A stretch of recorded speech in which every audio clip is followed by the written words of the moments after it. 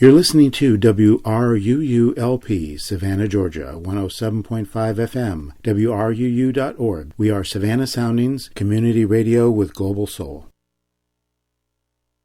Savannah Lexicon is a new show designed to inform the listener about important social, political, and cultural issues that shape Savannah, as well as about opportunities to experience things in and around this beautiful city that might bring an added measure of grace and joy to your life. I will speak with representatives of the local government, of social service organizations, cultural organizations, educational organizations, to artists, writers, craftsmen and women, to purveyors of adventure, the occasional man or woman on the street, to most anyone who can help shed some light on how to live a well-informed, full life here in the most beautiful city in the nation, Savannah, Georgia. My trusty producer Keith Baudry and I are on air every Wednesday from 9 to 10 in the morning, and we surely appreciate you for listening. Just so you know, this is the Savannah Lexicon debut, our maiden voyage, if you will, and our very first guest is Kate Blair, Director of Development and Communications for a fine local organization called StepUpSav. Good morning, Kate, and welcome to Savannah Lexicon. Good morning. Thanks for having me. Now, first, why don't you just kind of tell us, please, what StepUpSav is? All right, great. So I started with Step Up about 2 years ago, and one of the first things I noticed was how few people really know about Step Up Savannah. I often joke that we're known on a national level much more than we are at a local level. And so Step Up was started about 10 years ago by community leaders, business leaders, and governmental leaders who were wanting to address this stagnantly high poverty rate that we have in Savannah for a multitude of reasons. And so they put a group of people from all different sectors to work together to help individuals step up out of poverty. But we don't just put emphasis on the individual to step up out of poverty. We believe that it's our job as a collective community to help others step up out of poverty, right? Good point. And so we worked quite a bit in the beginning years of trying to figure out what that would look like. And over time, it developed into a nonprofit organization. We receive funding from a couple of the governmental organizations here in Savannah, but we also receive funding from many different national foundations and individuals and corporations to do the work that we do. And so we address poverty in 3 different ways. We have 3 strategic areas. We do it through wealth building, workforce development, and advocacy and education. And if you'd like me to, I could just dive right into what that actually means. Okay, so just to restate a little bit. So the organization is essentially concerned with fighting poverty and helping those in our community who are financially unstable, shall we say, and to help them make connections and get training and education to help them improve their lives. Is that a fair way to put it? Right, absolutely. So we believe that it takes all sectors of the community to do that, right? To improve this economic mobility and financial stability of our residents. We don't think that people are poor because they're lazy. We think people are poor for a multitude of reasons, and those reasons have to be addressed. Sometimes there's historical implications. Sometimes there's structural issues. Sometimes there's just a lack of opportunity for individuals, and so we have to address those things on all different levels. Sure. Now, you mentioned 3 primary areas, so why don't you tell us a little about that? Okay, great. So our wealth building area, that is where we promote policies and programs that help low and moderate income families become financially secure and build and maintain and protect their financial assets. So I think one important thing to say about Step Up is we do try to address poverty on a large scale, but we really do work with the working poor, right? The folks that are working or struggling to keep a job or are just meeting barrier after barrier and cannot climb out, right? So we have a lot of great organizations that may focus on more the homeless population or those, but we really do try to focus on the working poor. Okay. And so we do that in a couple different areas. We do that through our Bank on Savannah program, and you might have seen the bus ads or things around town Right. with that. And that's where we have bank partners who offer the free or low-cost accounts to unbanked and underbanked. So we have a large population here in Savannah of folks that don't use traditional banking. And if you're not using traditional banking, you can't establish credit, you can't keep savings, and so we're trying to get them out from underneath the mattresses with their cash and into the traditional bank Sounds or like a credit good union. idea, Yeah. And so another big problem we have in Savannah along those lines is the predatory lending. And we all know it doesn't take much to drive down in Savannah and see some kind of title loan shop, right, that you can. Yep. And that's a very dangerous thing in our community. People pay up towards to 300% interest on those loans. Whoa. And so that was a huge need that we saw in our community. And so a program that we started last year is called the Lifeline Loan. So we work with our employee partners here in Savannah that bring us in for financial education and such anyway. And we ask them, would you be interested in this program where you can provide a small dollar loan to your employees? And we do this in partnership with Georgia Heritage Federal Credit Union, and then also Consumer Credit Counseling Services provides the financial education. So any employer can offer this loan, and it requires very little effort for the employer. All they have to do is say that the employee is in good standing and's been there for 6 months, and the credit union will take it from there. So the employee can get up to $1,500 for anything that they want. They don't need any credit. If they qualify because of having better credit for a better loan rate, they can do that. But it's typically around 18%, which sounds high to some, but it's but for those that can't even get a credit card, that's a really great rate, right? Yeah. And so what the really great thing is, it's coupled with the financial education piece. So while they're taking out this loan, they're learning of how to better use their money, and they are also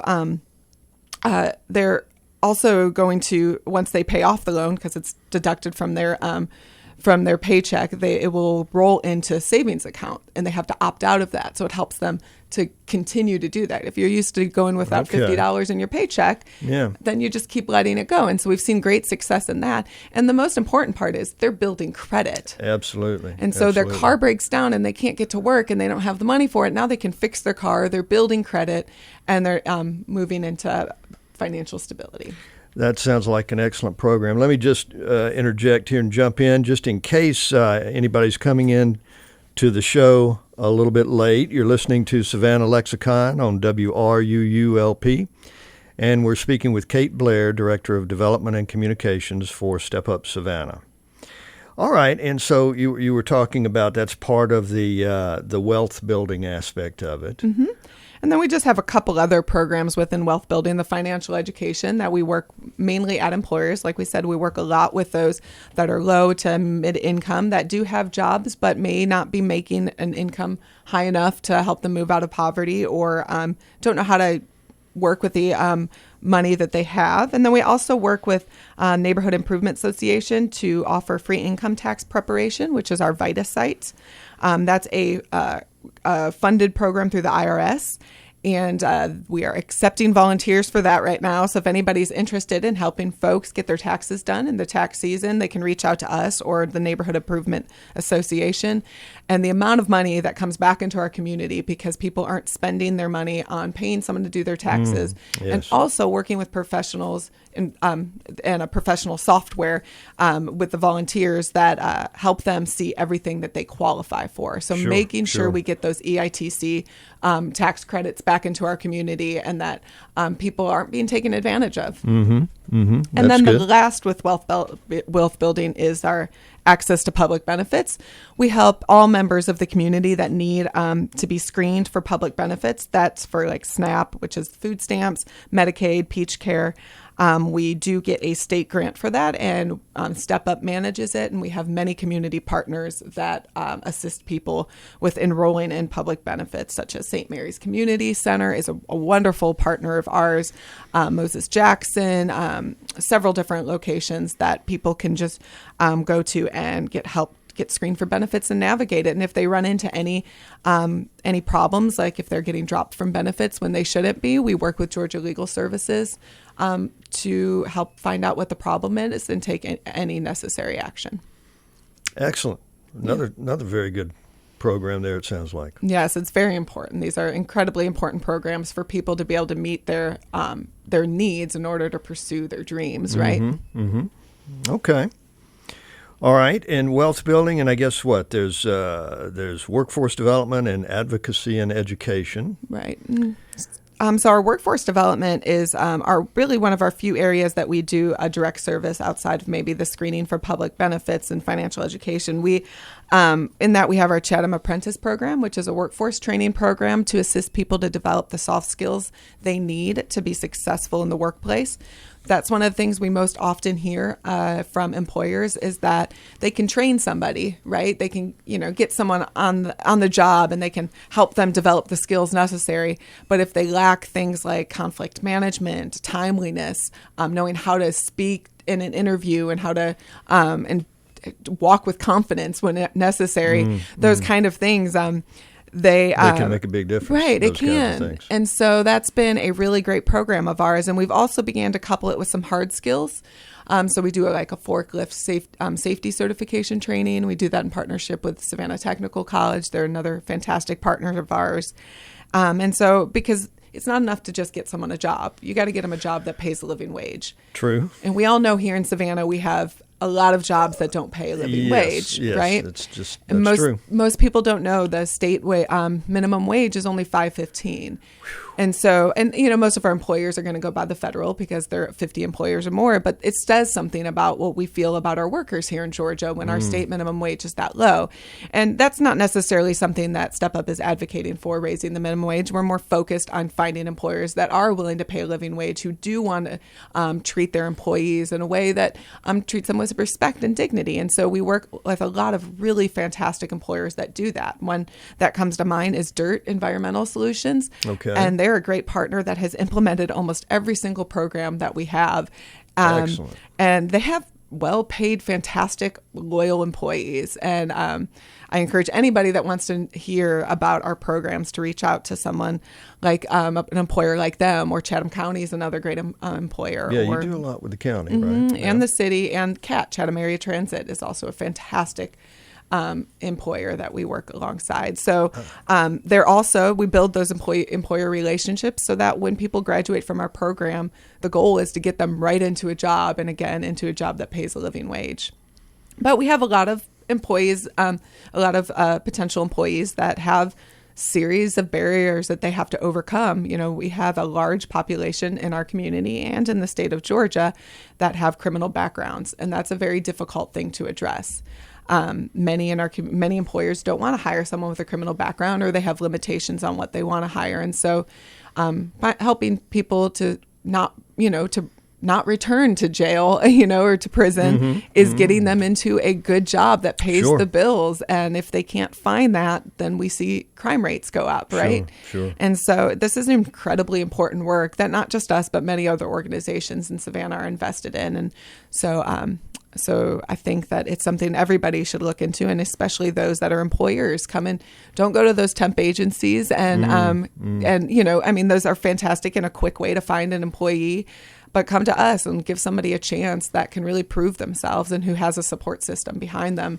So when they do hit rough patches, you can call us and we can help them get through it. Okay, so certainly another very good option for people seeking employees out there, companies seeking employees. Okay, excellent.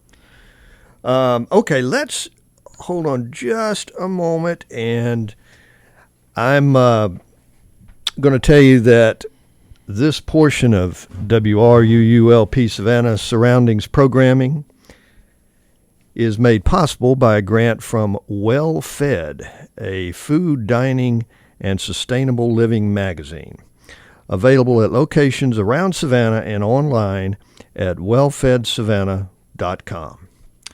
Okay, Kate. All right. And we also have you deal a lot with advocacy and education. Anything further you want to say about workforce development? No, that pretty much captures the workforce development. Okay, piece. And then we have advocacy and education, another main thrust of your activities, the organization's activities. Yes, and I'm going to try and keep this short because I could talk about this one for hours because it's what I'm most passionate about. Okay. So I'll show some bias, but to be fair to my colleagues and the others, I won't. But we do, in our advocacy and education, we kind of lump quite a few things under that. One is policy work. A lot of people don't think about how we do need to do that kind of stuff in Savannah. We may not be in Atlanta. We may not have as strong of access to state legislators, but we do have a voice here in Savannah. And so we need to make sure we invest in that. And we have a policy committee of some incredibly intelligent people here in Savannah who get together to address things, some of the areas that need some to be looked at. And one of those is we realize that we have a lack of affordable housing here in Savannah. And so through our policy committee, we have advocated for a dedicated funding source for the Savannah Affordable Housing Fund, which was created by the city in 2012. And so that has been something that has been championed by Step Up. And another thing that we've worked on, the predatory lending piece is something that's always going to stay on the burner because we're going to always fight for that. And we're also right now heavily active in trying to get a state EITC. And those who may not know what that stands for, that's Earned Income Tax Credit. And that is a highly supported bipartisan effort. The national EITC brings so much dollars back into communities and into individuals' lives. And it has been one of the best policies in actually reducing poverty, helping people to climb out of poverty. And so many states, I believe 36 states, I might be correct. I might have that right. Can't remember off the top of my head, but already have a state EITC, and they look a little different in every state. But that is something that we are invested in, and we have some great local legislators that are backing this as well. So we're hoping that we'll see some movement in that. Okay, good. So that's our own. Yeah, so that's our policy work aspect. And then we also have our Neighborhood Leadership Academy and our residence team. So one of the most important things about Step Up and really about this work in general is listening to the voices of those that are embedded in the low-income community. We can't speak for them. They need to speak for themselves. Sure. And so making sure that we give them all the tools that they need to be able to speak for themselves and advocate for themselves is incredibly important to us, and for them also to guide the direction of our organization.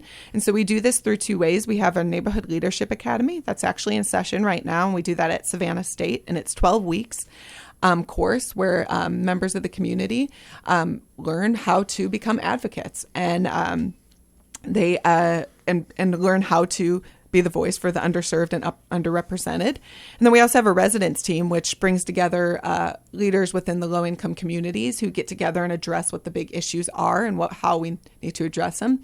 Let me just give you an example of something that they do.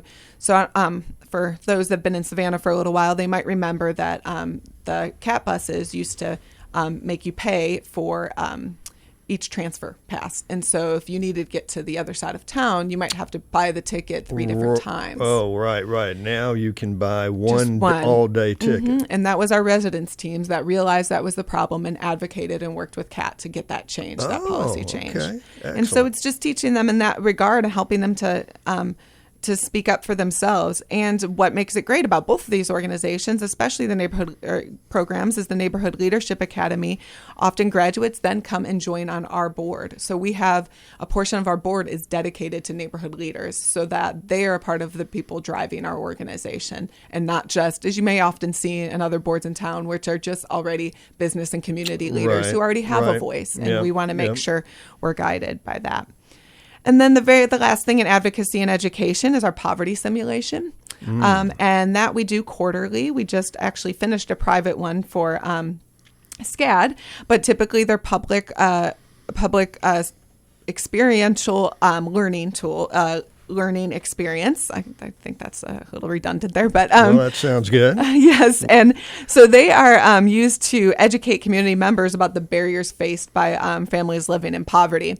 And I always feel like I don't do the poverty simulations justice in describing them, because I never like to give too much information, because you just have to experience it. I'm sure. But this is intriguing. A poverty simulation. Yes, and it's about 2 hours long, and you go through the four weeks of living in poverty. You're assigned find a family, and you basically have to figure out how to live life with the limited resources that you have. Yeah. And it's quite, it's not a game, but it's quite entertaining at times when you have business leaders who just lose it when they can't figure out how to make things work because it's frustrating. Well, that's good.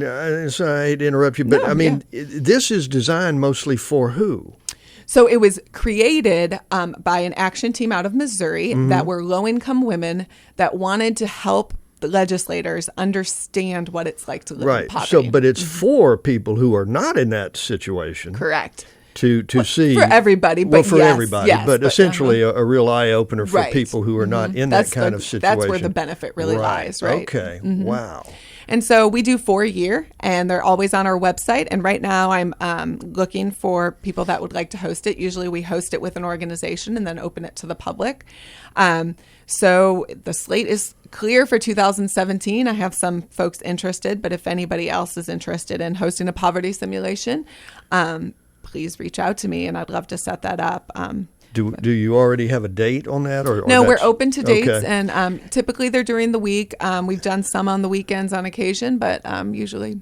And this is, at some point at least, open to anybody? Yes. Oh, yeah. And you guys, of course, I'm sure, advertise, market that fact and the date and all of that. Because honestly, I may try and do that. That's absolutely I'll definitely fascinating. send you some information. Yeah, do so, please. Yeah, and also I'd like to mention, because I think it's terrific, that the school board has done some with us, and so they've now done it for all new teachers. They have their own kit, and for all new teachers in the Chatham County school system, go through poverty simulations, which is so important, because when you have a kid come into your classroom that is acting out and frustrated all the time, if you can look at through the lens of what is home life like for that child, you can have better empathy and learn how to work better with that. And that's true for all of us, especially those that are interacting with the public constantly, to better understand when someone's frustrated. Maybe it's because their life is frustrating, right? Yeah, sure. We all, which that one of the books I often suggest is called Scarcity, and that was kind of an eye-opener for me, but it really talks about that, and I encourage anybody to also look up that book and read about what it's like just in the minds of those, that are living on limited resources. Okay, excellent. That's really a great idea. I had not heard about that particular kind of thing, and I think that's a good program to give. Obviously, it will not give you the full experience of what it's really like to live in poverty, but it certainly would help you understand, I think, and develop a little feel for the kinds of difficulties and frustrations that people have to deal with who are at a certain economic level. Right. I do want to give you a moment. Anything further you want to say right now concerning? Okay. Covers. I do want to give you a moment to talk about the big event that's getting ready to happen. Before I do that, let me just ask you this. Do you have some numbers in terms of the poverty in Savannah? And I think that a lot of people probably feel like and understand, well, there is an issue certainly in Savannah with poverty, but they may not realize just how big an issue it is, just how many people are out there. What are some of the numbers you can tell us about? Sure. So our poverty rate here in Savannah is 26.1%. Wow. So more than a quarter of the population of Savannah is living in poverty. Right. And children are obviously adversely affected by that, and that the poverty rate for children is 33%. Also, people of color are adversely affected, and higher rates of poverty amongst those of color. And the thing is in Savannah, you don't have to go very far to see poverty, right? Yeah. You can see it almost block to block. And I think that's something that's unique about Savannah that hopefully makes us a little more of an empathetic city, hopefully, right? That we interact with people. So. Yeah, yes. That interact with people on a daily basis. But there are communities in Savannah, census tracts whose poverty rates reach 90%. So there's entire communities that where almost everybody is living in poverty. Right. And so those are definitely issues that we look to address, and why it's important to work with people embedded in those neighborhoods to understand why the poverty is as deep as it is and what the challenges are for people to overcome. And then also, I think one point that I wanted to make was that women are also adversely affected, as you would imagine, but often it's a single woman-led household, right? That with children is the most difficult for them to climb out of poverty. Yeah. The how much money that a woman can make is lower than a man can as well. And when you add that is often lower, I shouldn't say always, is often lower, as well as having childcare issues and transportation issues and all of the things that if you have children in your home, it's not as easy as just go get a job. Sure. And so there's just a lot of complexity around poverty in any community, but especially in the South. The South has its own unique challenges that many other parts of the country do not have. And so those things need to be addressed. And so that's what we're trying to do, is to raise awareness around those issues and not just ignore them, right? Well, yeah, and that's the thing. We can't just ignore them. They don't just go away on their own. No, they don't. Okay, just in case you're coming in and coming into the program late, you're listening to Savannah Lexicon on WRUU. And we're speaking with Kate Blair, Director of Development and Communications for Step Up Savannah.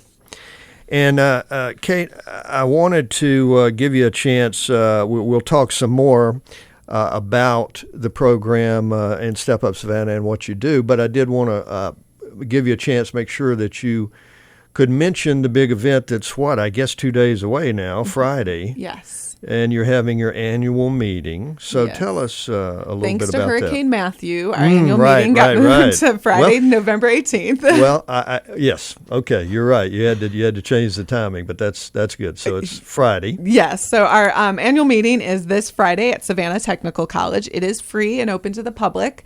We do ask for RSVP, so you can just reach out to anybody at our office. But we are very excited because we're bringing in Carol Naughton. She's out of Atlanta. She runs Purpose-Built Communities, which is a neighborhood-focused organization. They have some amazing work that they've done up in Atlanta, where they've embedded themselves in one community and have this holistic model of community revitalization. That was a rough word there. And so they are now successfully replicating that around the country.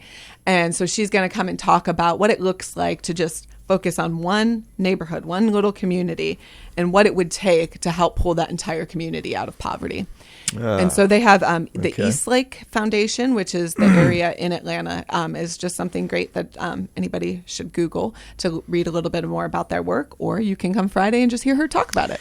Okay, now I want to make sure, what time Friday is it? So it's 8:30 to 10:30 at Savannah Technical College. It'll have a nice little continental breakfast as well. So, everybody wants to come for some free food, right? And so, it's at the Technical College just around back. There'll be signs. It's easy to find.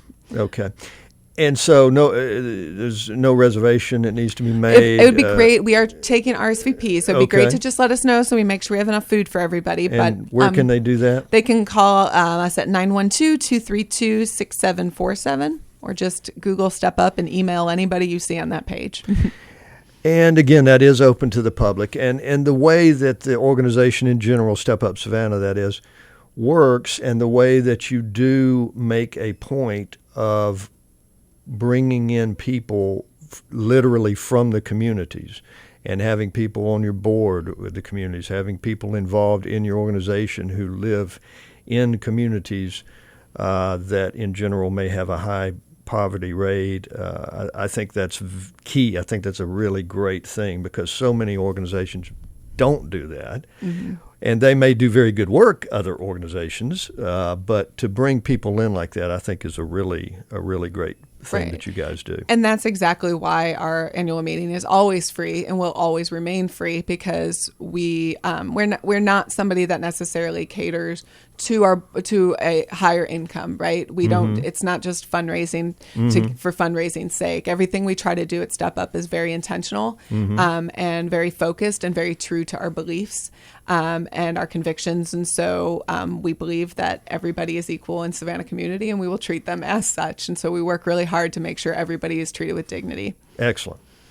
Now, I'm intrigued also by this idea of the purpose-built communities, and that's the speaker that you're having is focused on that. Can you give us just a little bit more about that concept? Sure. So it's so like I said, it's where they focus on one area of a city. In Atlanta was this East Lake group, and they wanted to provide everything they need within the community. So we know that in a low-income community, there's things like oftentimes they're food deserts. They don't have access to the foods that they need. Okay. They have poor education. Their neighborhood school is completely ineffective, or they are lacking some basic resources or even just good housing, right? You see landlords that are leaving properties that are not well taken care of. And so this organization particularly has some heavy hitters as far as funding behind them. So they were able to really dive into this community and make sure there was a good school. They have a community center. A YMCA they often work with the local YMCAs and provide all the community resources that are needed in that area, as well as making sure there's affordable housing, that there's good housing that's affordable, that is not there's not lead paint on the walls, and there's not, and then making sure that they have access again to the benefits that they need, public benefits, as well as good food, clean, good water, good activities for the kids, so that they can having a park for kids to play in. I mean, that's one of the things. I was just talking to someone from one of our low income neighborhoods the other day, and they're like, there's no place for these kids to play. There's nowhere for them to go. That's a shame. That's incredibly important to purpose-built communities, is to make sure that kids have a way to stay out of trouble, release their energy, and feel like people care and want them to succeed. Absolutely, yeah. And you mentioned in the beginning there something about this idea of being a food desert. Mm-hmm. It brings to mind, I remember there being some back and forth in the Savannah Morning News letters to the editors where people were touching on that issue, and particularly as regards in these letters to the editor particularly was a stretch of MLK down there, and they say, well, there's nothing to eat here in this area at all without like maybe a convenience store where you that kind of scenario. So yeah, that's just one element of that whole idea. And I would love to mention, since you said that, we work, Forsyth Farmers Market is one of our partners, and they're fantastic. They have a farm truck that they take into the low-income communities on different days of the week. And we worked with them a couple of years back to get a grant with SNAP that if anybody that has food stamp, the SNAP benefits, they can get them doubled at the Forsyth Farmers Market or the farm truck. So it makes these great things more affordable to them. They can have healthy food, affordable, but getting the word out there is incredibly important, and not everybody knows that. Sure. Well, I hope we're doing a little bit for that here today. Now, also, and I wanted to talk about there are lots of ways that concerned citizens, whomever they may be, and corporations as far as that goes too, but can get involved with your organization through volunteering, donations, whatever the case may be. Tell us a bit about that. Sure. So the one thing that I apologize I didn't mention in the beginning that is so important about Step Up is that we're a collaborative. We work with organizations all over the city. Any organization that's doing some level of poverty reduction in one regard or another, we work with them and we help expand their resources and help them build capacity so that they can do more, right? And so while we don't do tons of direct service, which, let's be honest, most people want that little more feel-good work. We're not feeding the homeless. And so we can direct them to organizations that they could do that kind of work with.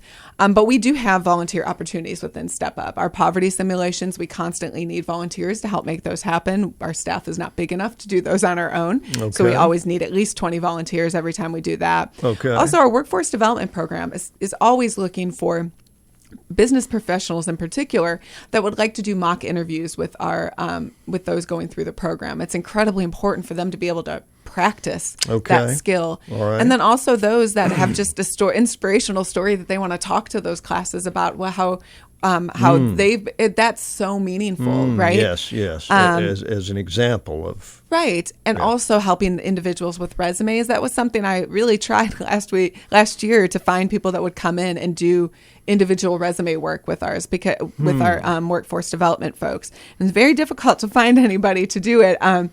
Because, I mean, it's during the day and it's a little uncomfortable to sit with someone you don't know that's probably not from the block that you're from. And it can stretch you a little bit. But I think if we've learned anything over the last week is that we all need to be stretched a little bit more. I was going to say. And we need to listen a little bit more. And we need to interact with people unlike us a little bit more. It's a good thing to stretch people. It really is. Yes. And so I think that's a really great opportunity and then as I mentioned, the free income tax prep is something we always are looking for volunteers. And we're already starting to train volunteers, but that'll go from January to obviously April 15th. And so people can get engaged in that regard. Okay. Excellent. And then donations. I mean, all the time we'll accept donations. And we're actually in the middle of our annual campaign, which we started for the first time last year. We've always been primarily grant funded. Okay. And now we're looking for individuals to step up too, because we have to, if we want to do more, we've got to expand our resources. We've got to get more money in to do more things. Sure. And so, it takes money to do what you do. And I was going to throw something out about that because you did mention that you're not primarily focused on that, and that's good. But folks, they need money to do all of these things that they do, and so and corporations, of course, can donate as well, of course. So, absolutely, and churches, and synagogues. And we have some great faith based organizations. That have really been incredibly supportive. But I think that's something that we can do a lot more of in Savannah. We have some kind of place of faith on almost every block, and I think we can engage a little bit more and we can dig a little deeper. And whether it be us or another organization doing the work, instead of recreating the wheel, let's support the stuff that's there. Okay, and good. And you mentioned too. I want to make a point real quick. You mentioned the idea of the feel good activities that people can get involved in, which, don't get me wrong, are quite good, and that's a very good thing to do. But it seems to me that what you guys do as much as anything is to really empower the people who are actually in a poverty kind of a situation. Right. It's helping them to realize what they have already and to be reminded that they are important and they have what they need to be successful, and we just help them find that. And then really, I mean, we mainly Step Up exists to create opportunity, is to help identify opportunity, to move people to see that opportunity, because lots of people can make it on their own if they just could see the door that they could walk through, right? I guess they get in that environment for so long and they get so used to it, they just don't know what options exist. They don't know what opportunities exist. They don't know how to go about it. Right. Just like many of us don't, right? True enough. Absolutely. Okay. I did too. We're getting a little short on time here. I did want to make sure to just mention, because recently your prime leader, if I may put it that way, Suzanne Donovan, left the organization, and after many years, and she's going to be hard to replace, I think, Yes. So she is going to be missed greatly. She's missed already. Yeah. We realize it takes like 16 people to fill what Suzanne did in one day, and so we're all stretched really thin right now. But she was, and she just had amazing experience before she even came in to Step Up, and that journalistic approach to things that I think made her a unique leader. But yeah, she did leave. She left Savannah. She's moving to the snow, so we're really feeling bad for her. But and we're going to miss her horribly. But the board of directors has a committee that is looking for a new leader, and we did do a nationwide search, and so we're hoping to get somebody into her position that can work hard to fill those shoes. But we're expecting that nobody can fill her shoes, and we'll be thankful with anybody at this point. No, so we'll be. We miss her greatly, and we hope that we have as great of a leader as we have been lucky to have the last few years. Yeah. Okay. And of course, needless to say, the organization continues operating just as it has, and the programs are still going just as they have. So there's no hiccup there in terms of the service and in terms of what the organization does. All right, let's see. Let's take a look at just again, if we can talk a little bit more about just poverty in Savannah in general. I mean, the numbers that you gave are pretty shocking, and it seems like it's been, heretofore at least, a kind of a chronic scenario. I don't know. Are you kind of optimistic that there's change that can take place? And obviously, you guys are a big part of that thrust. So right, and so I think it's important that when we look at poverty rates. So we're the organization that everybody comes to is, why is the poverty rate so high? Why haven't you reduced it yet? Oh, well, and, goodness, right, and so we always have to push back, can, right? Snap your fingers and make it happen. And for a while, the poverty rate was beginning to go down. Then, the recession hit, and that hurt everything again, right? And so we have to realize that our poverty rate is not just local issues, right? There's things that are decided on state and federal levels that we have no control over. And so we work hard to work within the area that we're given, right?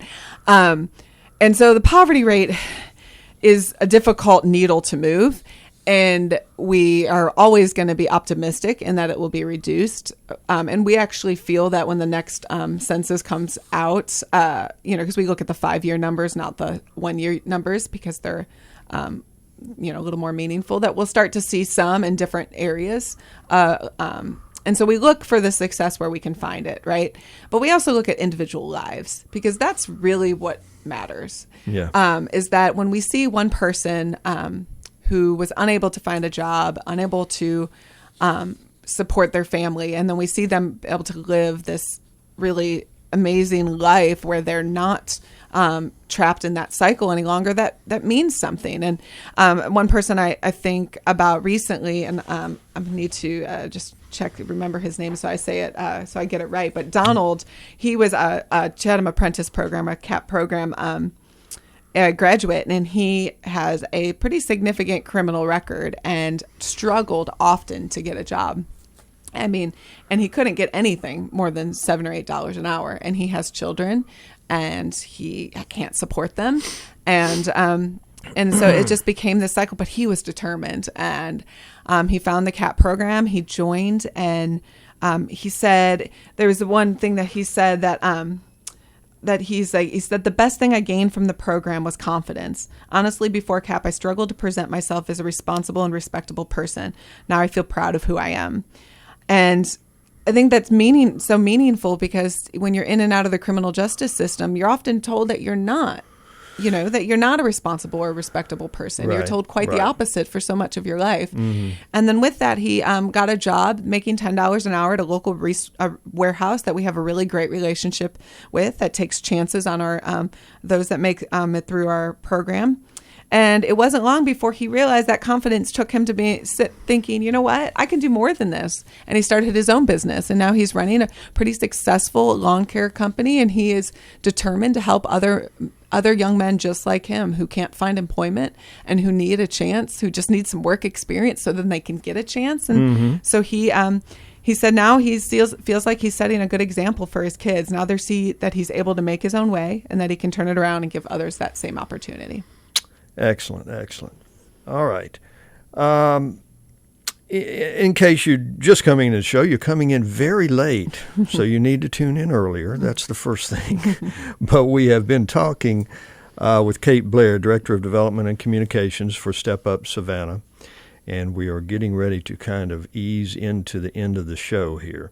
But hopefully you did hear some of Kate. In case you didn't, I want you to know, and this is the nice thing about having WRUU streaming online, particularly for our program, because Savannah Lexicon shows will be online soon after, not immediately after, but soon after the day of broadcast. And there'll be a recorded version that's available to listen to anytime online. So there will be links. There's links to, if you go to the www.savannahsoundings.org website, there are links to particular shows in a column down the left of the home page. And, of course, there you'll see Savannah Lexicon and my smiling face. And we hope our listeners will go there. You can just click on it, and it will take you to all of the shows that we do as we unfold them in coming weeks and months and years. And you can go there, and if you missed the show, you can go back and listen to it. If you heard it, but maybe you missed a little, or you really found it interesting and you want to revisit it, you can do so there. Tell someone else about the show. They can go online and listen at any time. All the Savannah Lexicon shows will be there, readily available at a click. So please listen as much as you like. Spread the word to other people.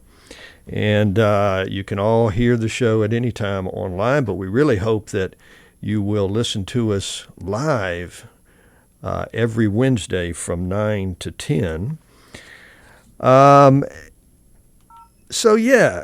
Kate, I want to thank you very much for having the guts to be the very first guest on Savannah Lexicon. Absolutely an honor. Be sure to put this on your resume. Oh, absolutely. It will go far. It will certainly go far. And I hope you, the listeners, have enjoyed the show, found it informative. Again, we'll be broadcasting next Wednesday and every Wednesday at 9 to 10. We're going to try something. I'm hoping it's still not solidified yet for next week's show, but what we're hoping to do is devote 1/2 hour to the young Republicans of Savannah and 1/2 hour to the young Democrats of Savannah. So I'm really hoping that's going to happen, and this soon after the election. I think that will make a very, very interesting show. And as I say, I can't absolutely promise that, but you know what? You should tune in just to see if that's in fact who we're going to have on the show. That will be our hopes, and that should be a very spirited and interesting conversation about the recent elections. And by the way, we obviously, in that show, assuming it does come through, we're going to obviously talk about the presidential election a little bit, but we're really also going to look at the local election too. We so much focus obviously is on the presidential election, but we certainly want to talk about and mention the local elections as well. So that's it, folks. I think we're going to close it out now, and thank you so much for listening. We will see you and hear you next time.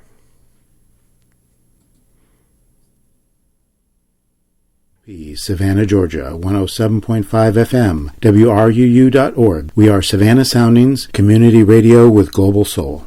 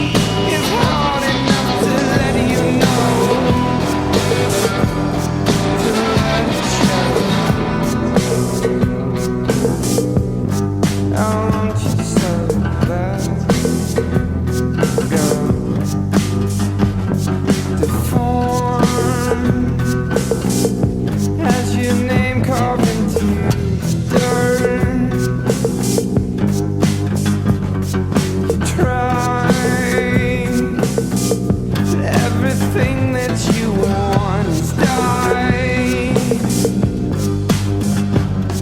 I care more and more about you. Inside, I just cry for our minds. You're good. Now I won't let you go. 'Cause love is hard enough to let you know. To let it show.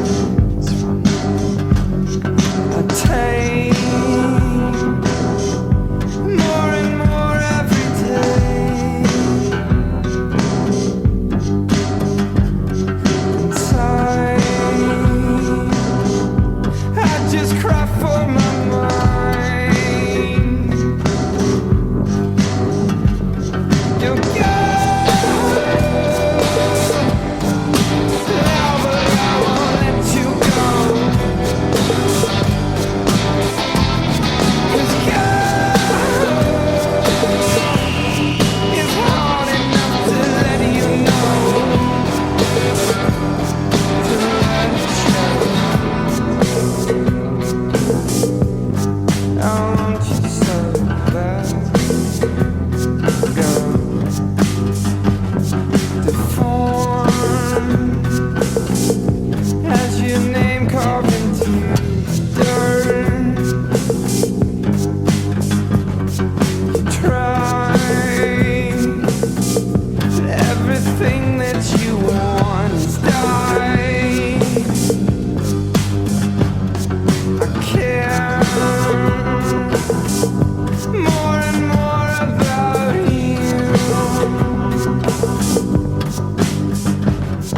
Inside